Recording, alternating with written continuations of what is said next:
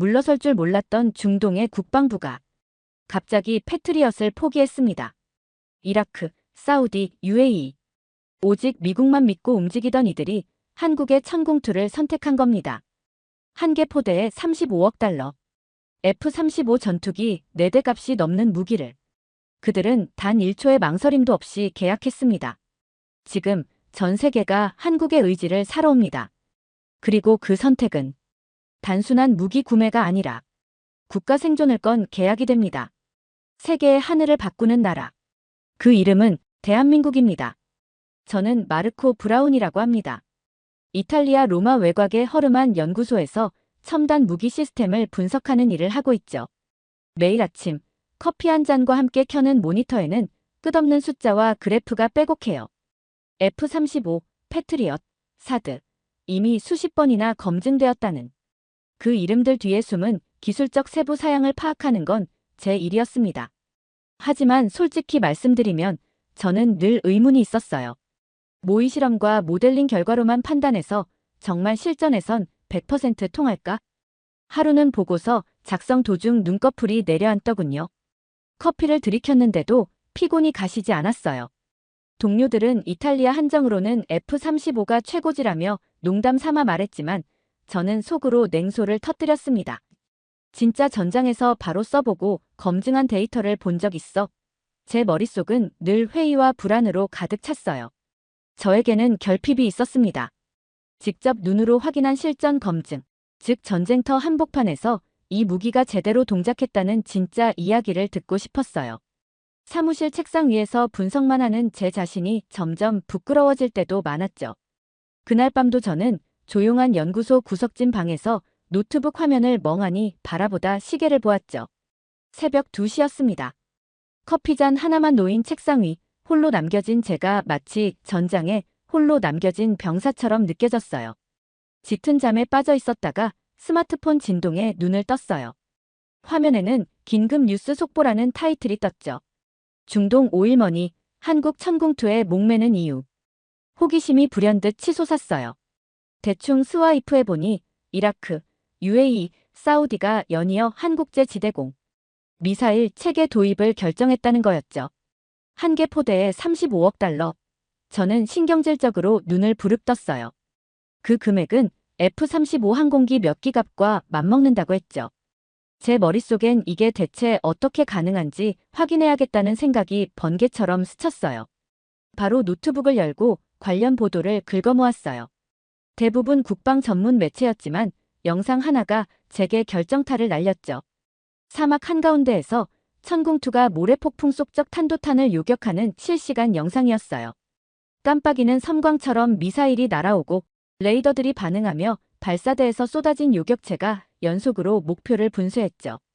탄착지 주변에 호버크래프트가 일제히 흔들리는 모습, 그리고 지그시 고개를 끄덕이며 박수를 치는 현지 장성들.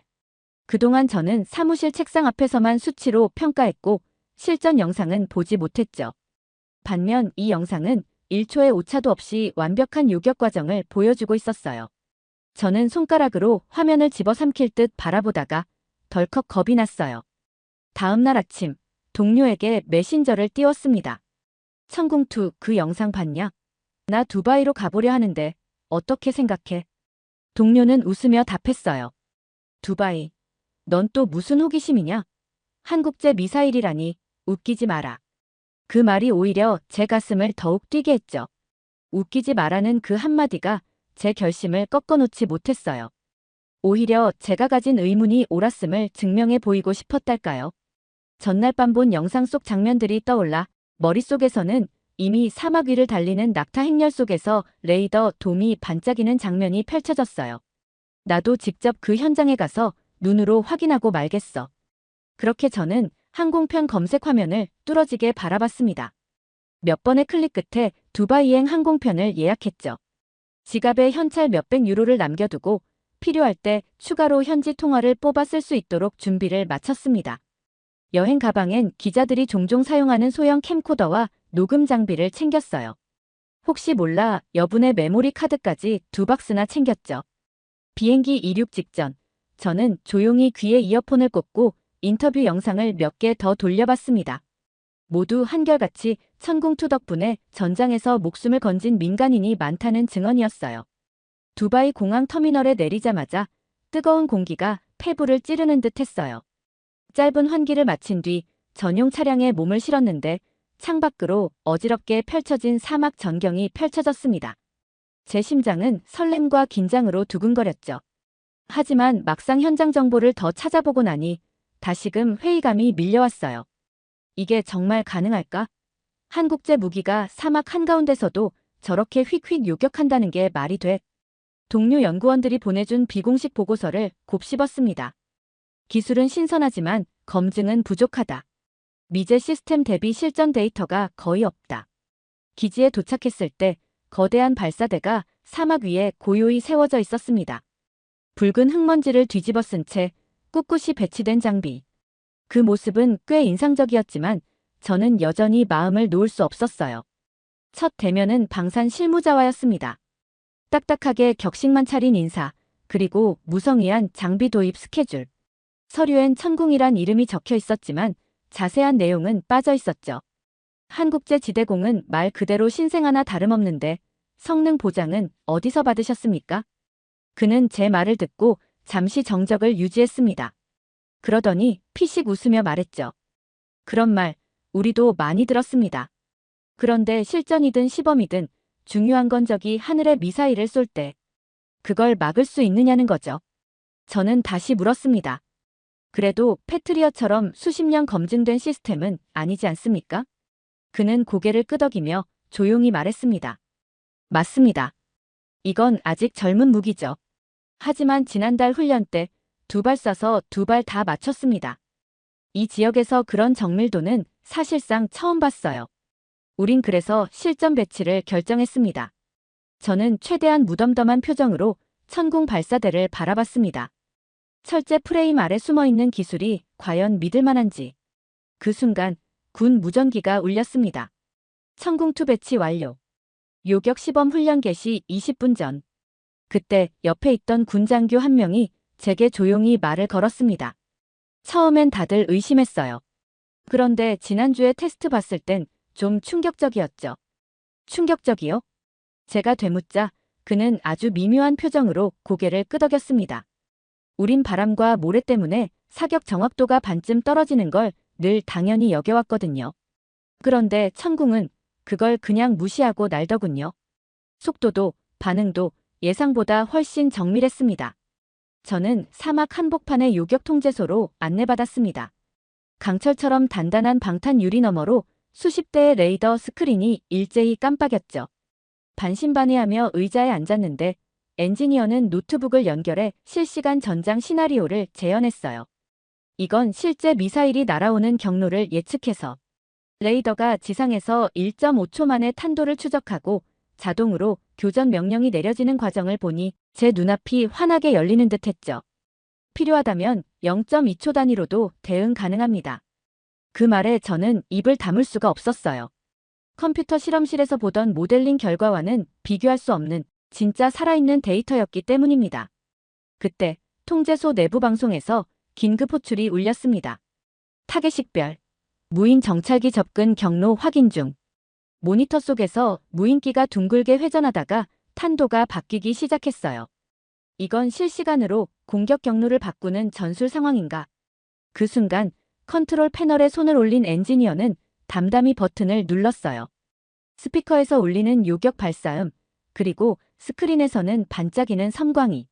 무인기를 분쇄하는 장면이 전개되었습니다. 이게 바로 한국 기술입니다. 엔지니어의 목소리는 낮았지만 절절히 울려 퍼졌죠. 한순간 머릿속 방어벽이 와르르 무너졌고 제 마음속엔 뜨거운 존경이 스며들었습니다.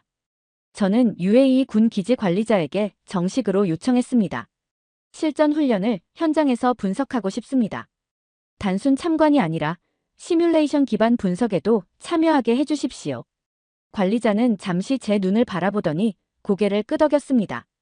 열정이 대단하시군요. 정해진 틀은 없지만 우리가 준비한 교전 통제 시뮬레이터에 참여해 보시죠. 분석은 환영입니다. 그 말 한마디에 저는 가슴이 뛰었어요. 드디어 수치 너머의 세계를 직접 경험할 기회가 온 겁니다. 다음 날 새벽, 저는 방탄복과 헬멧을 착용한 채 전술 통제소로 향했습니다. 시설 안은 수십 개의 스크린과 요란한 무전음으로 가득했어요. 각국 장교들이 분주히 오가며 상황을 주시하고 있었죠. 그중 한 명이 저를 통제실 안 시뮬레이션 콘솔로 안내했습니다. 이 장치는 실시간 훈련 데이터를 분석하는 가상 교전 모듈입니다. 당신이 입력한 데이터는 추후 작전 보고서에도 참고됩니다. 제 손엔 키보드와 인터페이스가 쥐어졌습니다. 버튼 하나에 천문학적 결과가 달린 세 개였죠. 숨을 고르고 훈련 데이터를 입력했습니다. 표적 접근 속도 2.3마, 고도 편차 180m 요격 가능 궤도 0.95. 제 분석 결과가 UAE 전술장교의 패널에 공유되자 그는 무표정한 얼굴로 고개를 끄덕였습니다. 분석각, 예상 궤도와 98% 일치. 우린 당신 분석을 신뢰하겠습니다. 그 말 한마디에 피가 솟구쳤습니다. 이윽고 현장 교관이 무전으로 외쳤습니다. 표적 발사. 30초 후 요격 개시. 모래바람이 일렁이고 미사일 발사 구역이 화면에 떠올랐습니다. 사막 한가운데를 가로지르는 탄도 궤도 위로 천궁2 요격체가 하늘로 솟구쳤죠. 그리고 3초 후 선명한 목소리가 스피커를 울렸습니다. 요격 성공. 명중 확인. 정적이 흐르고 전술실 안의 공기가 무겁게 가라앉았습니다. 그때 옆에 있던 UAE 작전 참모가 조용히 입을 열었습니다. 솔직히 말하죠. 한국제 장비라길래 반신반의했습니다. 이 기술, 우리 조건에서도 살아남을 수 있을지 지켜봤죠. 그는 창밖 모래폭풍을 바라보며 말했습니다. 그런데 저 미사일이 하늘을 가르는 걸 보면서 생각이 바뀌었습니다. 단순한 시범이 아니라 시스템 그 자체의 진화로 보이더군요. 저는 아무 말도 하지 못한 채 손에 쥔 분석 리포트를 바라봤습니다. 제 계산도 시스템도 모두 작동했고 한국의 기술도 그것을 증명했습니다. 훈련 종료 후 몇몇 장교들이 제게 다가와 인사를 건넸습니다. 이탈리아에서 온 분석가가 이 정도로 정확할 줄은 몰랐습니다. 한국의 기술도 당신의 판단도 인상 깊었어요. 그들의 악수를 받으며 저는 생각했습니다. 천궁2가 아닌 한국의 이름이 이 땅을 바꾸고 있구나. 훈련장에서 며칠째 밤을 새우다 보니 어느새 저 자신이 사막의 일원인 양 느껴졌어요. 텅 빈 모래 언덕 너머로 가늠할 수 없는 열기가 피어오르고 쉴 새 없이 울려 퍼지는 통제소 무전기 소리가 끊임없이 뇌리를 두드렸죠. 오늘은 복합 교전 시나리오가 준비된 날이었어요. 첫 시험은 다발 로켓 일제 사격이었죠. 모니터에는 동시에 날아드는 12발의 목표가 표시되었습니다. 첫 발이 하늘로 치솟더니 순식간에 목표 중 하나에 히트했습니다. 명중. 전광판처럼 깜빡이던 스크린이 초록빛으로 바뀌었죠. 하지만 다음 순간 모래폭풍 특성상 영상이 잠시 끊겼어요. 제가 당황해 중얼거렸지만 이어서 연결된 화면 속에서 두 번째와 세 번째 발사도 연달아 성공하는 걸 보며 심장이 뛰었어요. 모래와 먼지가 뒤섞인 풍경 속에서 천궁의 궤적이 반짝였죠. 다음은 전자전 교란 환경 시험이었어요. 적은 모사 전파기로 레이더 탐지 신호를 교란시키며 교전 통제소 시스템을 마비시키려 했죠. 모니터 뒤에서 엔지니어가 조용히 설명했습니다. 이 부분을 주목하세요. 전파 왜곡 패턴을 실시간으로 분석해서 노이즈를 걸러냅니다. 적 로켓 7발을 순서대로 잡아내는 과정을 목격했어요. 이럴 수가. 제가 입을 크게 벌리고 뒤로 물러섰죠. 엔지니어가 뿌듯하게 웃으며 제 등을 두드렸습니다. 한국 기술력의 진면목이죠. 마지막 시험은 이동 표적 요격이었어요. 사막 트럭 위에 설치된 미사일 발사대가 빠르게 이동하며 이동 궤적을 예측해 요격해야 했습니다. 모니터 속 이동 표적이 휙휙 뛰어다니는 한편 제 머릿속은 계산식으로 가득 찼어요. 3발 연속으로 궤적을 그리며 이동 트럭을 박살내더군요. 현장에 있던 군 관계자들이 탄성을 터뜨렸고 제 가슴 속에는 희열이 치솟았습니다. 사막의 열기와 모래 속에서 맞는 새벽 공기는 시뮬레이션실의 에어컨 바람보다 훨씬 거칠었어요. 3가지 시험을 거치며 제 내면에선 두려움과 동시에 단단해진 신념이 자라나고 있었습니다. 혼란 속에서 저는 확신했어요. 이 기술은 단순히 실전 검증만이 아니라 복합적 조건에서도 버텨낼 수 있는 힘을 가졌다. 그리고 이 확신이 제 안에 남은 의심을 완전히 밀어냈죠. 아침 햇살이 사막 지평선을 붉게 물들이던 순간 현장에 갑작스런 경고음이 울렸습니다. 실시간 위협 신호 감지, 발사체 접근 중, 전술 대응 체계 가동. 기지 안통제실은 순식간에 전투 모드로 전환됐고 레이더 스크린이 경고음과 함께 새빨갛게 번쩍였습니다.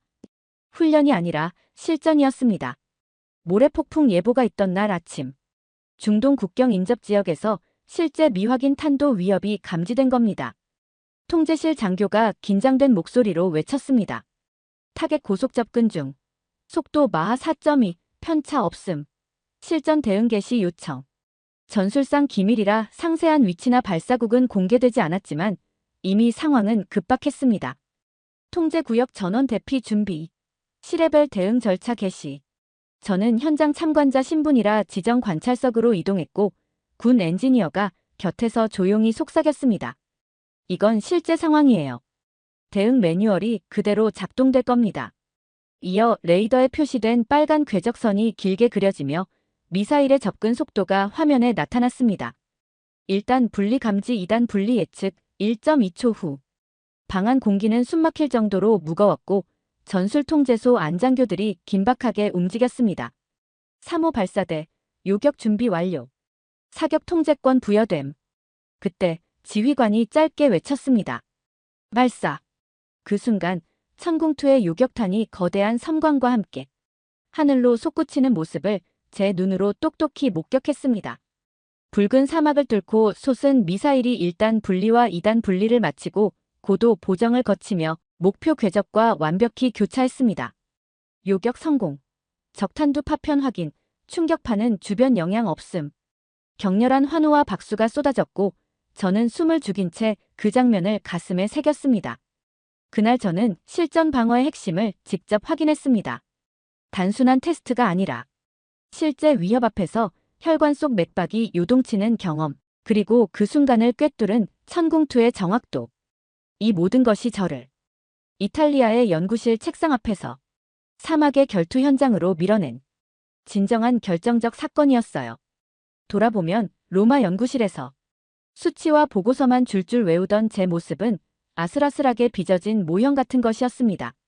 작동 원리를 머리로만 이해하려 했지 정작 요격 탄환보다 빠른 속도로 변화하는 전장 속도를 경험해 본 적이 없었으니까요. 통제소 한켠에 모인 엔지니어와 군 지휘관들의 표정은 이전과 달랐습니다. 이제 너도 한국제 무기에 완전히 빠진 듯하군. 한 엔지니어가 농담조로 다가와 웃었지만 그 눈빛에는 진심 어린 존경이 담겨 있었어요. 저는 고개를 들고 천장을 바라본 뒤 담담히 한마디를 내뱉었죠. 제가 생각했던 것과 전혀 다릅니다. 이 책에는 기계가 아니라 정신이 깃든 예술 작품이에요. 하지만 동시에 제 안에 묻어뒀던 자만심이 무너져 내리는 소리를 들었습니다. 한국제? 값싸고 성능 부족하다던 그 말은 어디에서 나왔던 건가? 나도 모르게 손이 떨려 포켓에서 한국 국기를 가볍게 만지작거렸습니다. 이게 진짜 한국의 상징이구나. 칼바람처럼 찌르는 깨달음이 제 모든 편견을 한 방에 날려버렸어요. 이제 나는 무엇을 얻었을까? 텅 빈 모래벌판 위에서 저는 교전 통제소 뒤편에 홀로 서서 천천히 숨을 내쉬었습니다. 이전까지 저는 오직 성능만을 갈망했죠. 데이터, 정확도, 명중률, 그 수치만으로 무기의 가치를 가늠했습니다. 그러나 지금 이 순간 제 마음속에는 전혀 다른 깨달음이 스며들고 있었습니다. 현장 엔지니어들이 서로를 격려하며 미소 짓는 모습을 보였어요. 이 기술이 우리를 지켜주었어요. 그 한마디 속에는 제품 자부심이 아니라 서로에 대한 믿음과 연대가 담겨 있었습니다. 저는 그제야 알았죠. 한국의 무기 체계는 기술이 아니라 사람의 마음에서 시작되었다는 것을. 로마 연구소의 냉정한 시뮬레이션보다 실전 현장의 뜨거운 땀과 눈물을 먼저 경험하지 못한 데서 비롯되었음을 인정하게 되었습니다.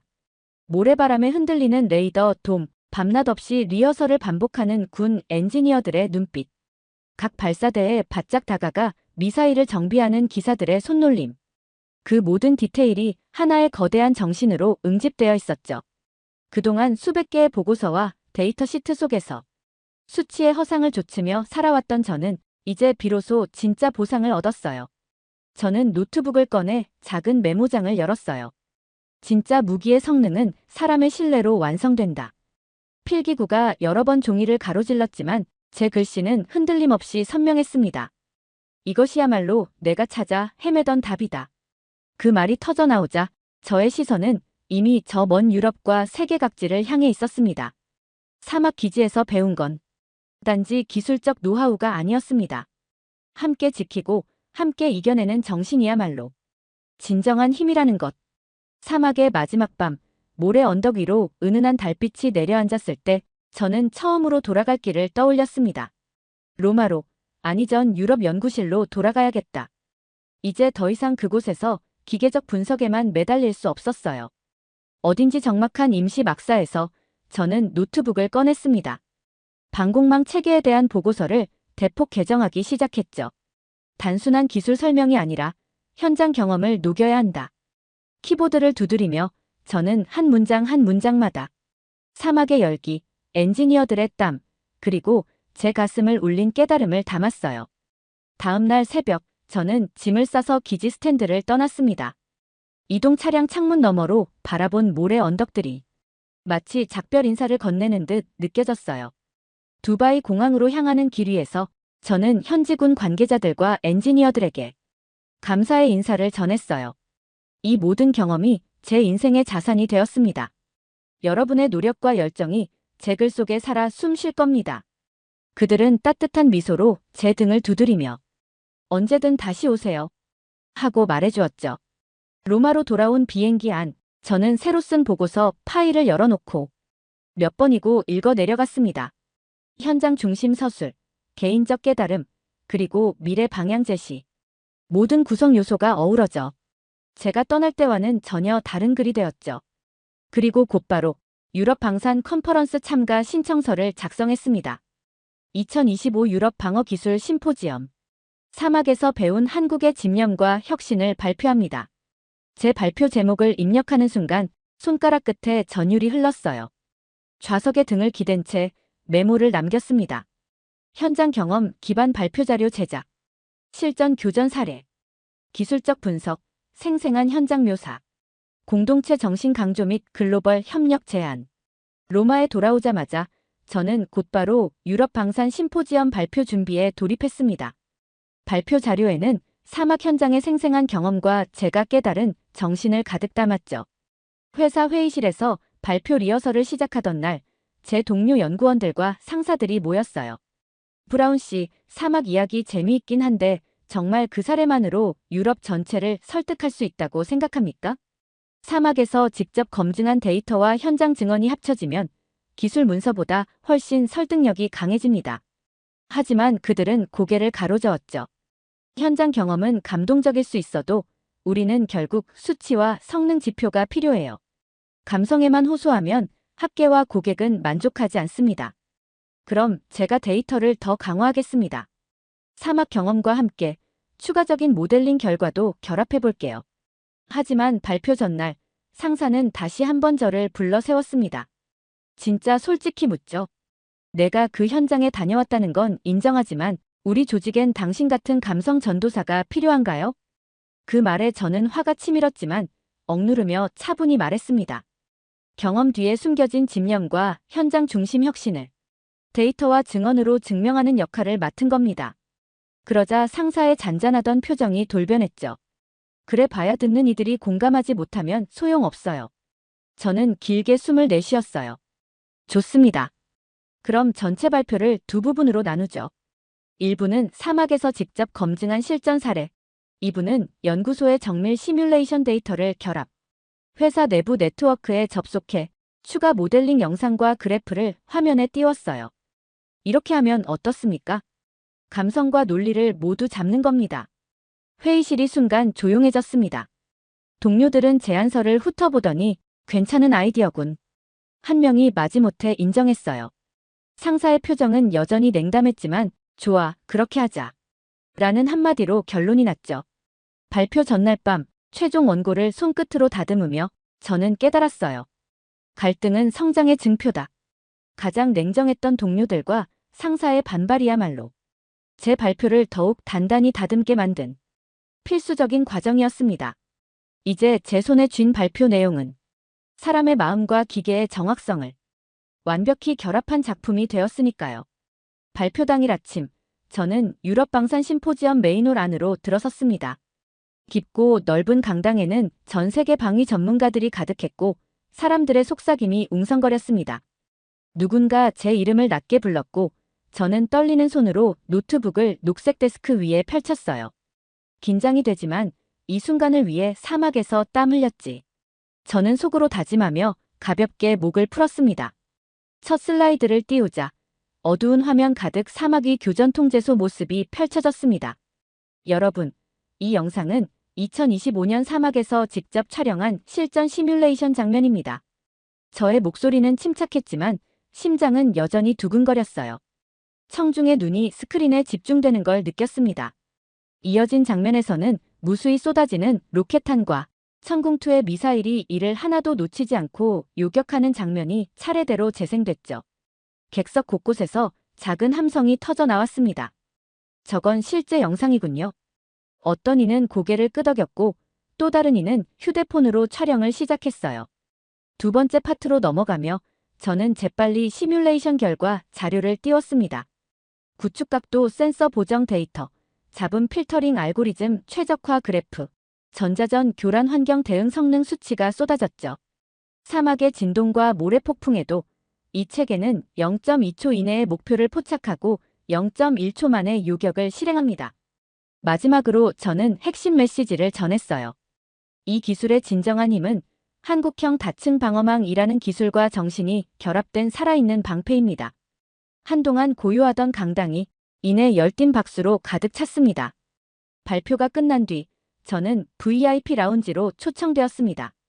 각국 국방부 대표들이 일제히 다가와 악수를 청했어요. 당신의 발표 덕분에 우리도 KAMD 도입을 검토하기로 했습니다. 한국 기술 협력을 정식으로 제안하고 싶습니다. 이튿날 유럽 주요 언론들이 사막을 제패한 외국인 전문가, 한국형 패트리엇 전도사 되다 라는 제목으로 제 발표를 전했습니다. 기사 한가운데에는 제가 모래 언덕 위에서 메모를 하는 장면과 강당에서 열정적으로 설명하는 모습이 담겨 있었죠. 그날 밤 숙소로 돌아온 저는 조용히 창밖을 바라보며 생각에 잠겼습니다. 모래바람이 부는 이국의 땅 한가운데서 한반도에서 시작된 기술이 세계의 안보 지형을 바꾸고 있다는 사실이 아직도 믿기지 않았거든요. 저는 단지 사실을 말했을 뿐입니다. 한국은 이 시대의 가장 조용한 방패였고 누구보다 치열하게 싸우고 조용히 준비해온 나라였습니다. 그 진심이 통했고 이제 세계는 그 방패를 향해 손을 내밀고 있습니다. 그리고 저는 그 시작을 곁에서 지켜봤다는 것만으로도 감사할 따름입니다. 그리고 이렇게 말할 수 있게 되어 참 다행입니다. 이 시대의 평화를 지키는 가장 작은 움직임, 그 시작은 한국이었다. 두 번째 사연 시작합니다. 대체 한국은 어떤 나라입니까? 이탈리아 전략가가 서울에서 경례하며 울었습니다. 전 세계에서 오직 대한민국만이 보여준 무기 없는 방어 전쟁의 실체. 그는 말합니다. 처음엔 한국을 오해했었습니다. 하지만 이 나라는 아직도 싸우고 있었습니다. 조용히, 끈질기게. 그리고 절대 무너지지 않게. 대체 무슨 사연인지 오늘 사연 바로 시작하겠습니다. 저는 로베르토 칼리니입니다. 이탈리아 로마에서 국가위기 대응 시스템을 연구하는 사람으로 지난 20년간 유럽, 중동, 북미 각국의 재난 대응 체계를 조사하며 살아왔습니다. 그리고 지금 서울에 있습니다. 이상하게 들리실 수도 있겠지만 단 한 장의 통계표가 저를 이곳으로 이끌었죠. 전 세계 주요국 중 유일하게 민방위법을 강제 집행하며 전국민 훈련 체계를 유지하는 나라 한국. 이건 솔직히 말해서 비웃음이 먼저 나오는 문장이었어요. 스위스도 폐지했고 독일은 2010년대 이후 사실상 중단. 이탈리아는 형식상만 남아있고 미국은 민방위라는 개념 자체가 실종됐습니다. 그런데 한국만 아직도 민방위를 진짜로 한다고요? 그래서 직접 확인하러 왔습니다. 서울시 종로구 어느 구청 민방위 교육장을 참관하기로 했죠. 사전 정보에 따르면 민방위 훈련 대상은 만 20세 이상 40세 이하의 전역 남성. 그래요. 어차피 명목뿐일 거라고 생각했어요. 시청률 없는 교육방송처럼 어딘가 흐릿한 존재일 거라고요. 도착한 교육장 안에는 정장이 반쯤 풀린 회사원, 오토바이를 세워두고 뛰어온 듯한 배달기사, 후줄근한 트레이닝복 차림의 프리랜서 남성들까지 전부 사복을 입고 각자 신분증과 필기구를 꺼내 들고 앉아 있었습니다. 교육을 시작한 진행자도 민간인이었습니다. 구청 소속 민방위 교육관, 예비군 중대장 출신이라던데 현장 분위기는 군사훈련이라기보다는 책임훈련에 가까워 보였죠. 첫 강의는 재난경보체계 설명. 다음은 실제 소화기 사용 시연. 그리고 가장 인상 깊었던 건 자동제 세동기 실습 시간이었어요. 한 30대 참가자가 조심스럽게 심폐소생술을 시연하다가 말했습니다. 사람 살리는 거니까 대충 못하겠네요. 그 말이 저한텐 군인도 아니고 공무원도 아닌 사람 입에서 나왔다는 게 충격이었습니다. 그냥 일반 시민이었습니다. 교육이 끝난 후 저는 참가자 몇 명과 짧은 대화를 나눴습니다. 한 39세 직장인은 이렇게 말했죠. 사실 귀찮긴 한데요. 그래도 전쟁 나면 우릴 부른다잖아요. 나라가 그런 구조로 짜여 있으면 일단 준비는 해야죠. 이탈리아에서는 이런 말이 안 나옵니다. 국민이 국가를 위해 준비한다는 말, 그건 아주 오래전에 사라졌거든요. 서울에서 민방위 훈련을 처음 보고 며칠 동안 혼란스러웠어요. 총도 없고 제복도 없고 군기도 없는데 이상하게 체계적으로 보였거든요. 그게 분위기 탓이 아니라는 걸 이틀 뒤에 확실히 깨달았습니다. 이번엔 실내 이론 교육이 아니라 실제 장비를 다루는 실습 훈련 현장에 들어가게 됐어요. 서울 서대문구에 위치한 민방위 교육센터였죠. 훈련 주제는 도심 재난 발생 시 민방위 동원체계 실습이었습니다. 입구에 들어서자마자 이상한 점이 눈에 들어왔어요. 강의실이 아니라 거대한 주차장처럼 생긴 창고형 실습장이었거든요. 그리고 그 안에는 통신 지원용 무전기 세트, 임시 발전기, 초단기 경보 사이렌 장치, 간이 방역소 세트 같은 장비들이 줄지어 배치되어 있었어요. 그 순간부터 무슨 생각이 들었냐면 이건 시민훈련이 아니라 국가 대응 훈련이잖아. 그런데 훈련을 받는 사람들은 놀랍게도 전부 민간인, 그것도 그냥 일상복을 입은 일반 남성들이었습니다. 특이한 건 훈련 시작 10분 만에 그들이 각 장비를 거의 완벽에 가깝게 작동시켰다는 점이었어요. 한 남성이 발전기 옆에서 설명을 하더군요. 작년에 폭우 났을 때 이거 쓰는 훈련 받았어요. 전기 끊기면 이걸로 동사무소 비상전력 돌려야 하거든요. 다른 사람은 무전을 주고받으며 주변 인원에게 고개를 돌려 말했어요. 만약 지금 서울시 전역 정전 상황이라면 이 통신기기가 우리 최후의 연락망입니다. 그들은 군인이 아니었고 국가 공무원도 아니었어요. 그냥 훈련 나온 민간인이었는데 국가의 장비를 작동하고 있었고 그걸 작동시킬 책임감을 자연스럽게 품고 있었어요. 이탈리아에서는 재난 발생 시 그런 장비를 다룰 수 있는 사람은 거의 없습니다. 기껏해야 소방청이나 응급구조대, 그것도 일부 인력만 가능한 수준이죠. 시민은 보호 대상이지 작동 주체는 아니니까요. 그런데 한국은 시민이 직접 비상시 작동할 국가 장비를 훈련받고 있었고 그 장비의 의미를 기계로 보지 않고 공공생명망으로 인식하고 있었어요. 훈련이 끝난 뒤 교육을 진행한 중년 강사 한 분과 대화를 나눴습니다. 민방위 경력 16년, 예비군 교육간부 출신, 지금은 구청 안전총괄팀 소속이시라고 하더군요. 처음엔 다들 귀찮아합니다. 그런데 막상 현장에서 실제 장비를 만지게 되면 내가 이걸 잘 못 다루면 누군가 죽을 수도 있겠구나 라는 생각이 든대요. 그 말을 듣고 한 가지 질문을 던졌어요. 이 장비를 이렇게까지 다룰 줄 아는 민간인 국가, 세계에 몇 개나 있을까요? 그는 멋쩍게 웃으며 말했어요. 아마 우리나라밖에 없을 겁니다. 생각해보면 그게 한국 민방위의 진짜 정체성이었습니다. 시민이 장비를 다루고 시민이 상황을 지휘하며 시민이 스스로를 국가의 기계 일부로 인식하는 구조.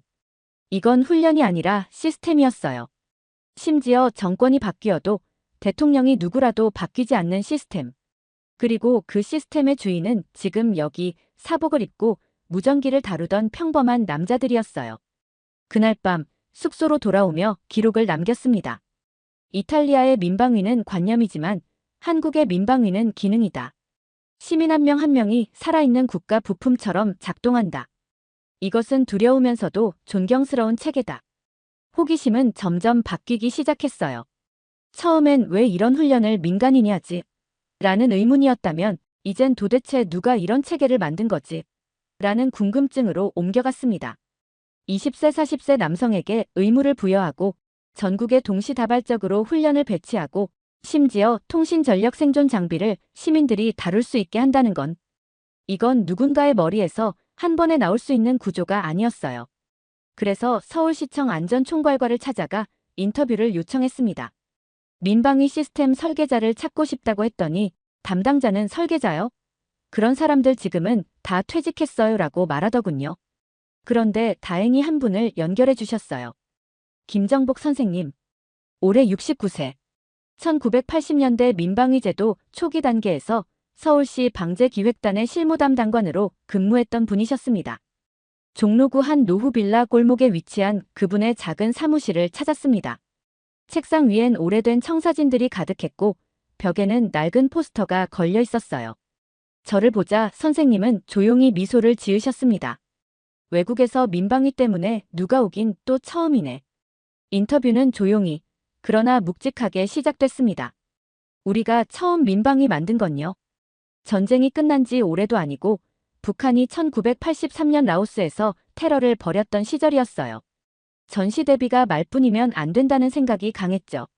그분은 책상 서랍에서 노트를 꺼내 보여주셨어요. 거기엔 1987년 서울 민방위 경보 시스템 매뉴얼 1호 초안이 적혀 있었습니다. 모든 동사무소에는 수동 사이렌이 배치되고 정전 시 수동 무선망이 유지되도록 설계하라는 지침이 빼곡히 적혀 있었어요. 그때는 예산도 없고 장비도 없었습니다. 사이렌 하나, 무전기 하나, 다 낡아빠진 거였죠. 하지만 우리한텐 그게 전부였어요. 김 선생님은 천천히 말씀을 이어가셨습니다. 사람들은 그때 민방위를 노가다 훈련이라며 싫어했어요. 그래도 해야 했어요. 왜냐면 나라가 무너지면 가족도 삶도 다 끝나는 거였거든요. 그들은 텅 빈 예산과 고장난 장비를 탓하지 않았습니다. 대신 사람이 시스템이다라는 믿음으로 움직였습니다. 통신이 끊기면 무전기 없이 오토바이로 소식을 전하고 전기가 끊기면 촛불 들고 대피소를 열었고 적이 침투하면 경찰도 군인도 오기 전에 마을 어른들이 먼저 나섰습니다. 김 선생님은 손때 묻은 수첩 한 귀퉁이에 적어놓은 글귀를 보여주셨습니다. 우리는 무기가 없다. 하지만 우리 모두가 무기다. 저 수첩은 한때 나라 전체를 지탱한 방패였던 거죠. 김 선생님은 마지막으로 이렇게 덧붙이셨습니다. 지금 젊은 친구들이 훈련 귀찮다고 하는 것도 이해합니다. 그런데 세월은 순식간이에요. 누군가는 그 틀을 만들어 놔야 해요. 인터뷰를 마치고 돌아가는 길가를 걸으며 생각에 잠겼습니다. 한국의 민방위는 정부가 지시해서 만든 게 아니었습니다. 전쟁의 그림자를 견디고 재건을 해내고 국가를 몸으로 지킨 사람들이 직접 만든 체계였던 겁니다. 그래서였어요. 지금의 젊은이들이 시스템 속에서 행동할 수 있었던 건 누군가 이미 40년 전 그 시스템을 목숨값으로 설계했기 때문이었죠. 서울을 떠나 영동 고속도로를 따라 동해안으로 향하던 날 머릿속은 한 가지 생각으로 가득했습니다. 민방위라는 시스템을 설계한 사람들이 있었다면 그걸 현장에서 실제로 운용했던 사람들은 누구였을까? 서울에선 체계와 구조를 받고 인터뷰에선 그 정신을 들었습니다.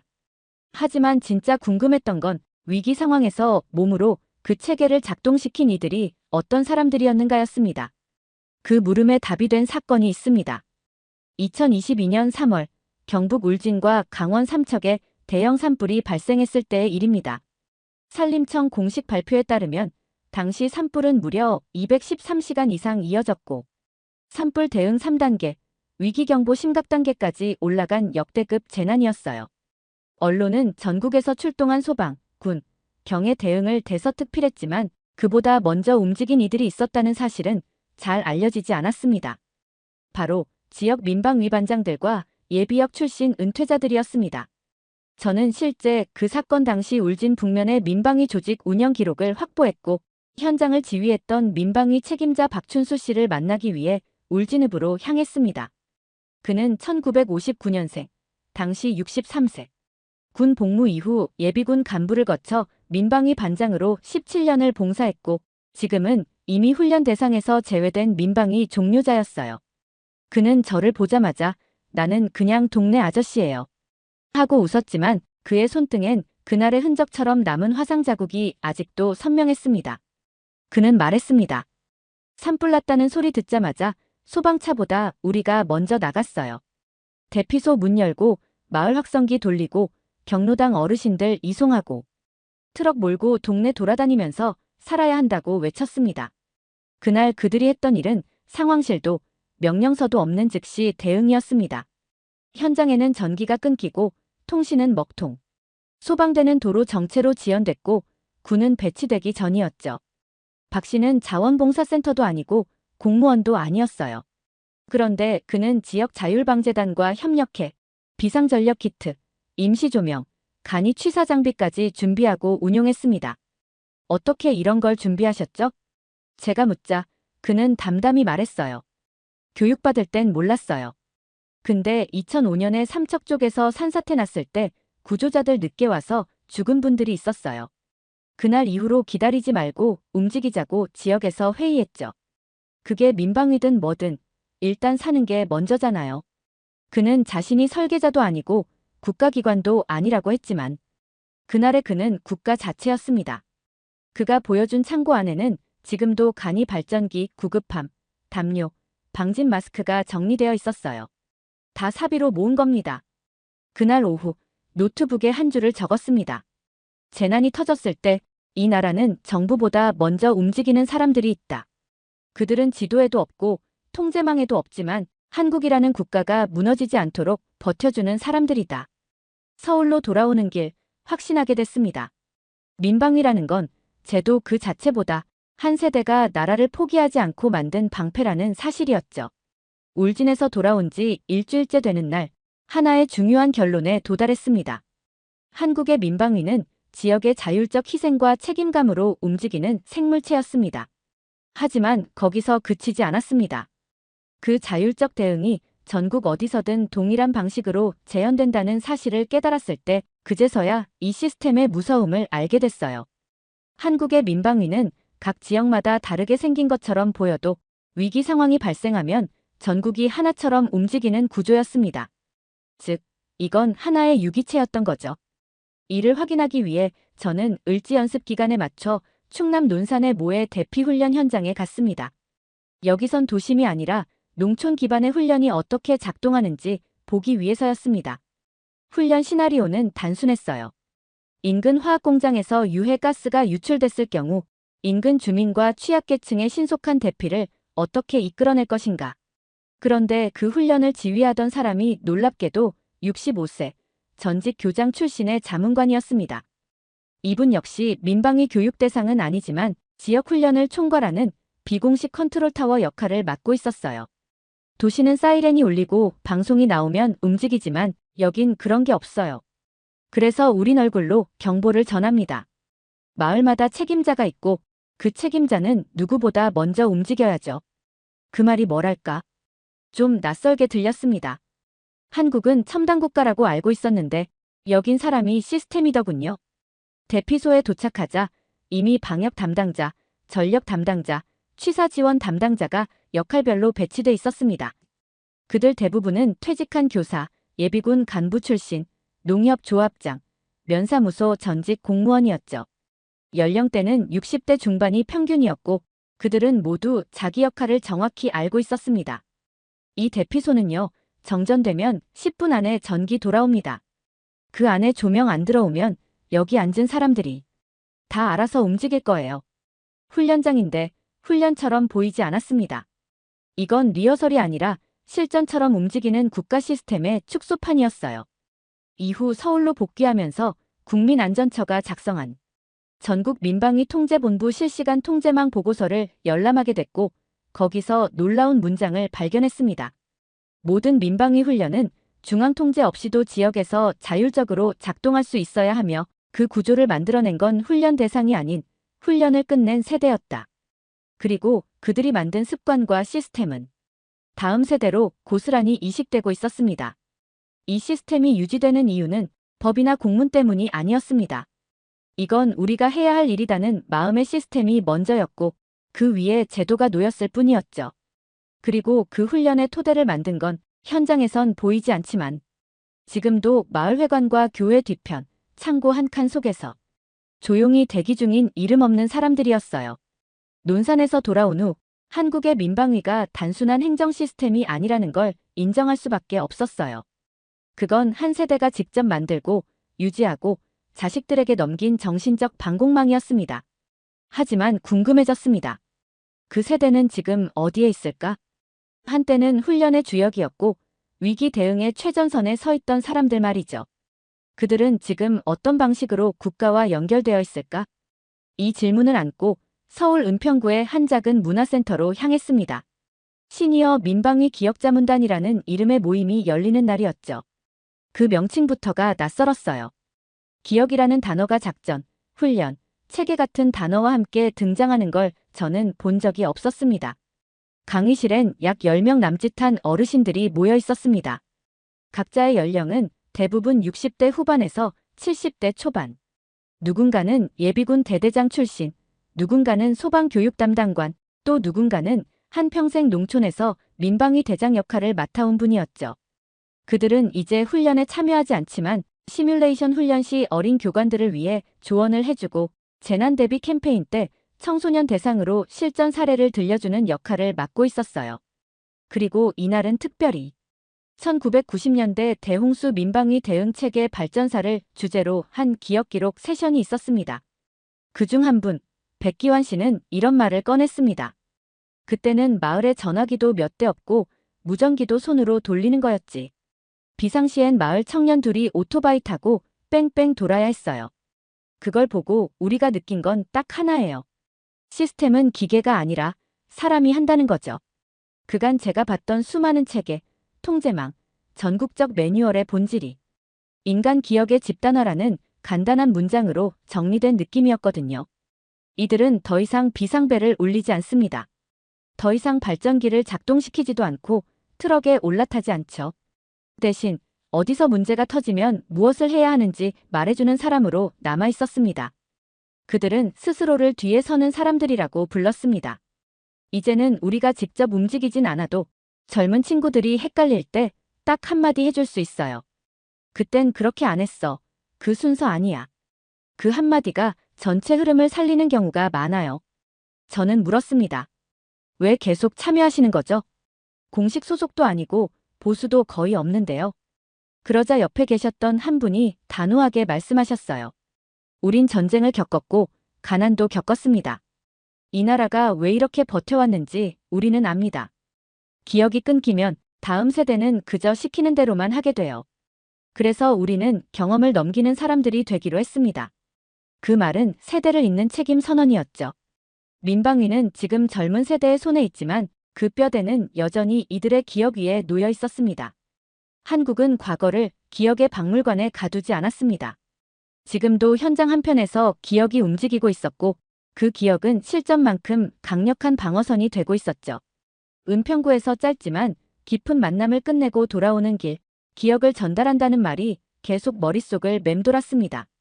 이탈리아에서도 역사 교육은 중요하지만 기억을 실전에 가까운 형태로 후세에 넘긴다는 개념은 저에겐 생소했어요. 며칠 후 서울시청에서 민방위 교육행정팀과의 인터뷰가 있었습니다.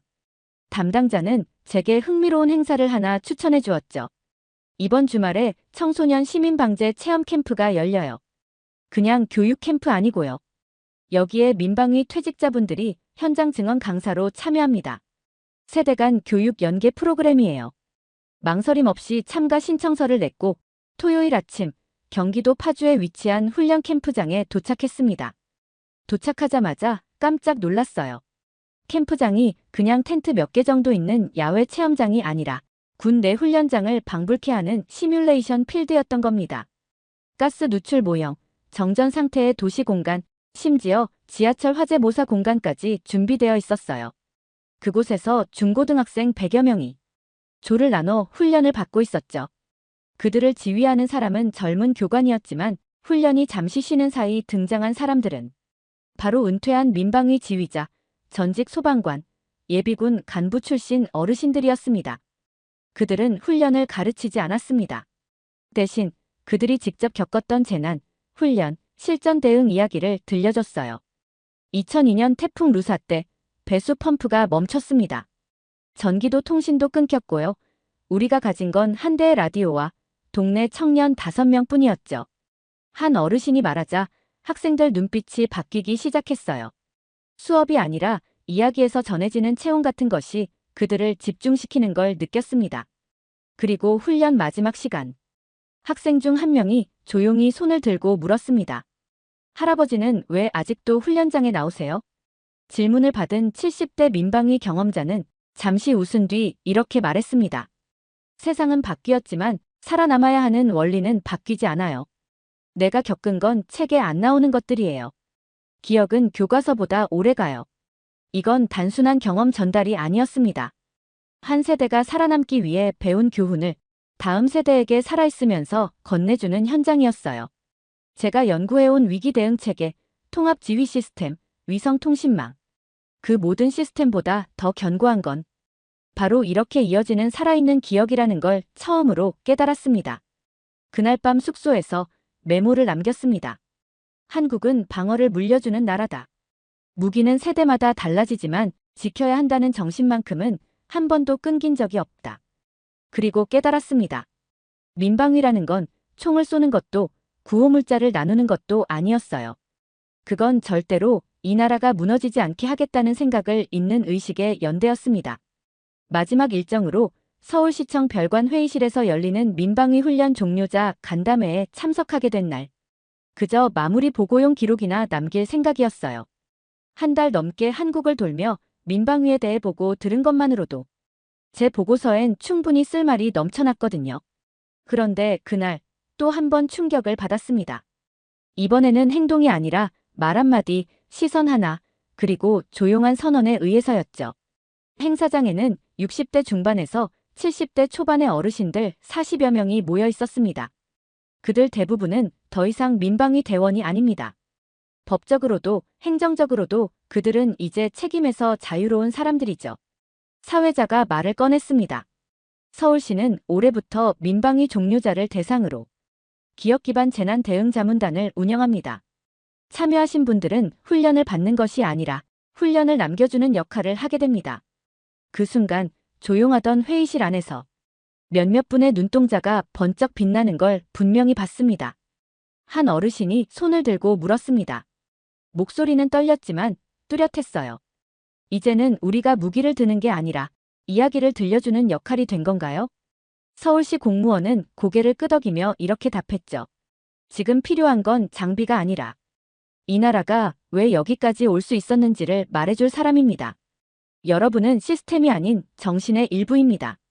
그 자리에 앉아 문득 지난 한 달간의 제 여정을 떠올렸습니다. 서울 훈련장에서 사복 입은 청년들을 봤고 울진 산불 현장에서 트럭을 몰던 은퇴자를 만났고 파주의 캠프에서 학생에게 기억을 물려주던 어르신들을 보았죠.